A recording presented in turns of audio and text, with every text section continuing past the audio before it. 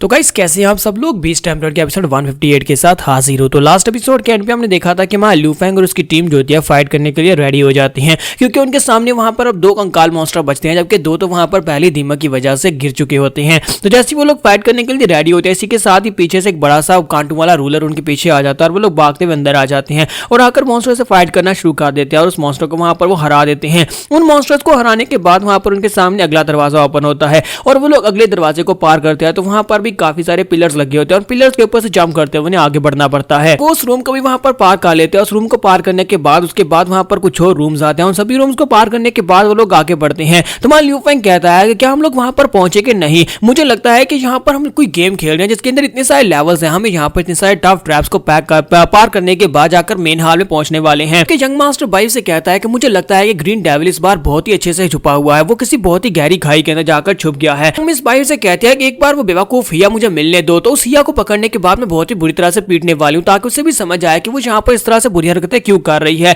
और जैसे वो लोग वहां पर आखिरी रूम में पहुंचते हैं तो वो वाकई में आखिरी रूम होता है, यानी कि वो एक मेन रूम होता है जहां पर सेंटर में एरिना टाइप होता है। वहां पर उसके इर्द गिर्द एक बहुत ही गहरी खाई होती है और वहां पर उसके ऊपर एक थ्रोन पड़ा होता है, यानी एक चेयर पड़ी होती है। उस चेयर के ऊपर एक लड़का बैठा होता है और उसके साथ वहां पर फोन मॉन्स्टर बैठा होता है। तो वो मॉन्स्टर उसके पास ही बैठा होता है। तो वो दोनों ये देखने के बाद कहते हैं कि यहाँ पर क्या हो रहा है। ये तो लगता है कि मेन हॉल है और वहां पर सामने देखो वो एक लड़का बैठा हुआ है। तो उसे देखने के बाद यंग मिस बाई कहते हैं कि ये तो किसी भी एंगल से हिया नहीं लगती, यानी कि ये सिस्टर हिया तो नहीं है। जबकि ग्रीन डेविल वहां पर से बाहर निकलता और कहता है कि मैं भी तो यहाँ पर यही सोच रहा था कि कौन यहाँ पर ऐसा है जो कि मेरे इस लेआउट के अंदर घुस आया है और तुम लोग हो जो कि यहाँ तक घुस आया। तुम लोग फिर से यहाँ पर मेरे सामने आ गए हो। ये दुनिया तो काफी ज्यादा छोटी है। तुम्हारा ल्यू फेंग उसे कहता है तो हम लोग यहाँ पर वाकई में दोबारा मिल रहे हैं। मतलब यह कि सबके पीछे वाकई में तुम ही थे ग्रीन डेविल। बात तुम हमारे हाथ से बिल्कुल भी नहीं बच पाओगे। जबकि ग्रीन डेविल उसे कहता है कि तुम्हें क्या लगता है कि तुम यहाँ पर मुझे पकड़ सकते हो। जबकि यंग मिस बाई उसे कहती है कि मुझे जल्दी से बताओ कि हिया कहाँ पर है। अगर वो बेवकूफ हिया जहाँ पर तुम्हारे साथ हाथ नहीं मिलाती और तुम्हें अपनी बॉडी के अंदर नहीं लेती तुम तो उसी वक्त मर चुके होते।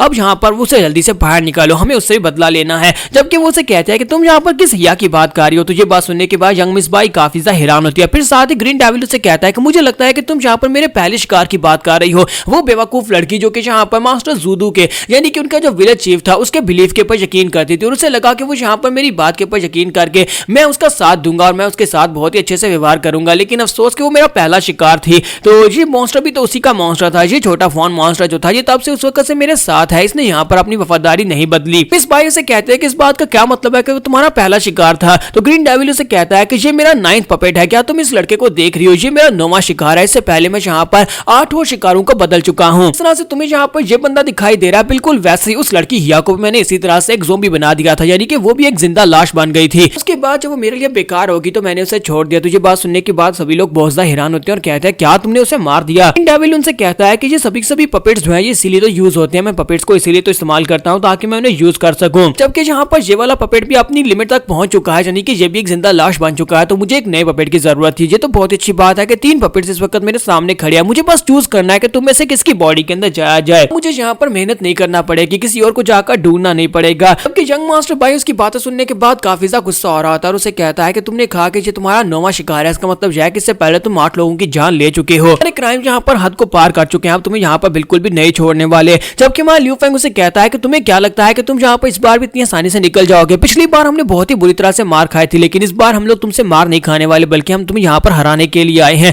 क्यों है तो यहाँ पर इस बारे में अंदाजा भी नहीं होगा कि हमारे मॉन्स्टर्स किस लेवल तक पहुंच चुके हैं। और साथ ही वो अपने पास से अपने मॉन्स्टर्स को रिलीज करती है। वहां ल्यू फेंग अपनी वेल को रिलीज करता है, जबकि दूसरी तरफ से यंग मास्टर बाई अपने डाबाई को रिलीज करता है। तो उन्हें देखने के बाद वो ग्रीन डेविल काफी ज्यादा हैरान होता है और कहता है कि ऐसा कैसे हो सकता है। सिर्फ 4 महीने में तुम दोनों के मॉन्स्टर्स यहाँ पर एक इंटीग्रेशन स्टेज के मैक्स लेवल पर है। ऊपर से तुम्हारी वेल जो है वो मेटामॉर्फोसिस स्टेज के फर्स्ट लेवल पर कैसे पहुंच गई। ये बिल्कुल भी पॉसिबल नहीं है। तुम लोग इतने स्ट्रॉन्ग कैसे हो सकते हो। तुम दोनों ने यहाँ पर ऐसा क्या किया है जिसकी वजह से तुम लोग इतनी तेजी के साथ यहाँ पर स्ट्रॉन्ग हो पाए हो। लेकिन जो भी हो, मैं भी यहाँ पर कोई आराम से नहीं बैठा हुआ था। तुम्हें क्या लगता है कि पिछले 4 महीने से मैं क्या कर रहा था। मैं भी यहाँ पर तैयारी कर रहा था। और साथ ही ग्रीन डेविल वहां पर इशारा करता है। वो वहां पर अपने एक बहुत ही महान क्रिएशन को जिंदा करता है। जैसे वहां पर वो इशारा करता है तो वहां पर नीचे जो खाई जो टाइप होती है उस खाई के अंदर से एक बड़ा सा ड्रैगन बाहर निकल आता है। तो वो ड्रैगन जो होता है वो किंग लेवल का मॉन्स्टर होता है। तो वो उनसे कहता है कि तुम्हें क्या लगा था कि मैं यहाँ पर क्या करने के लिए आया हूँ। इस मकबरे के अंदर मैं इस ड्रैगन को जिंदा करने के लिए आया था। जब डेमीगॉड ने मुझे जिंदा किया था, डेमीगॉड ने मुझे बनाया था, उस वक्त डेमीगॉड ने मुझसे कहा था कि ग्रीन डेविल तुम्हें यहाँ पर मैंने अपनी एनर्जी के साथ जिंदा किया है और तुम मेरी इस दुनिया में सबसे ज्यादा ग्रेटेस्ट क्रिएशन हो। लो नस्ल के जितने इंसान हैं उन सभी की सबसे मेन पावर यह है कि वो मॉन्स्टर्स के साथ बॉन्डिंग कर सकते हैं और मॉन्स्टर्स की मदद से यहाँ पर हमसे फाइट कर सकते हैं। यही वजह है कि वो हमसे ज्यादा स्ट्रॉन्ग है, क्योंकि वो अपने मॉन्स्टर्स को कंट्रोल करते हुए हमारे पर अटैक कर सकते हैं,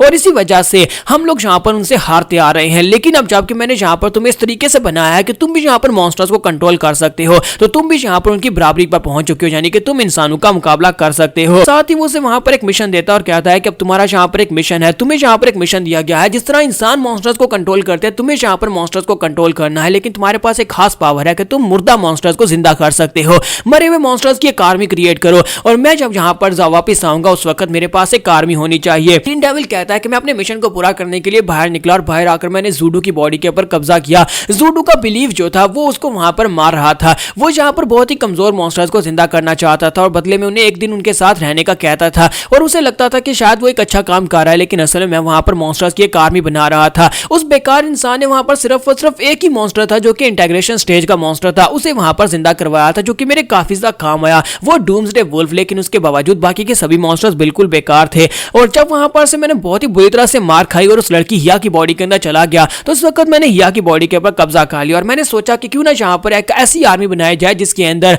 कम से कम इंटीग्रेशन स्टेज या फिर डिवाइन फेज यानी मेटामॉर्फोसिस स्टेज के मॉन्स्टर्स होने चाहिए, जो कि किंग लेवल के हों तो ज्यादा बेहतर है। तो उसके बाद मुझे यहाँ पर पता चला कि इस जगह के ऊपर ग्राउंड के नीचे एक मकबरा दबा हुआ है, जहां पर एक ड्रैगन की बॉडी है जो कि किंग लेवल का मॉन्स्टर है। तो उसे निकालने के लिए मैं यहाँ पर आया, मैंने उसे जिंदा करने की कोशिश की, लेकिन मेरे पास इतनी पावर नहीं थी कि मैं उसे जिंदा कर सकूं। उसके बाद यहाँ पर मैं वापस बाहर गया, और बाहर जाकर मैं पूरे 8 शिकार किए। 8 इंसानों की बॉडी के साथ मैंने ऐसी पिल्स बनाई जिनकी मदद से मैं ड्रैगन को जिंदा कर सकता था, क्योंकि वो किंग लेवल का मॉन्स्टर था। इसी वजह से वो बहुत ज्यादा पावरफुल था। उसे जिंदा करने के लिए मुझे बहुत सारे लोगों की जान लेनी पड़ी, तब मैं जाकर इस बड़े से ड्रैगन को जिंदा कर पाया हूं। फाइनली अब जबकि ये ड्रैगन यहाँ पर जिंदा हो चुका है, तो फिर तुम्हारे जीतने के कोई चांसेस नहीं है, क्योंकि ये ड्रैगन मेटामॉर्फोसिस स्टेज के 5th लेवल पर है, ऊपर से किंग लेवल का मॉन्स्टर है। देखने के बाद यंग मास्टर भाई कहता है कि अब हम लोग यहाँ पर क्या करेंगे, जो तो वाकई में एक ड्रैगन है। तो लियू फेंग उसे कहता है कि ऊपर से ये ड्रैगन किंग रैंक का, और ऊपर से इसका लेवल भी इस वक्त मेटामॉर्फोसिस के 5th लेवल पर है। अगर हम दोनों मिलकर भी यहाँ पर इससे फाइट करेंगे तब भी जीतने के चांसेस कम है। यंग मिस भाई उनसे कहती है तो फिर तुम लोग क्या करने वाले हो, क्या तुम लोग यहाँ पर इसको हैंडल कर पाओगे।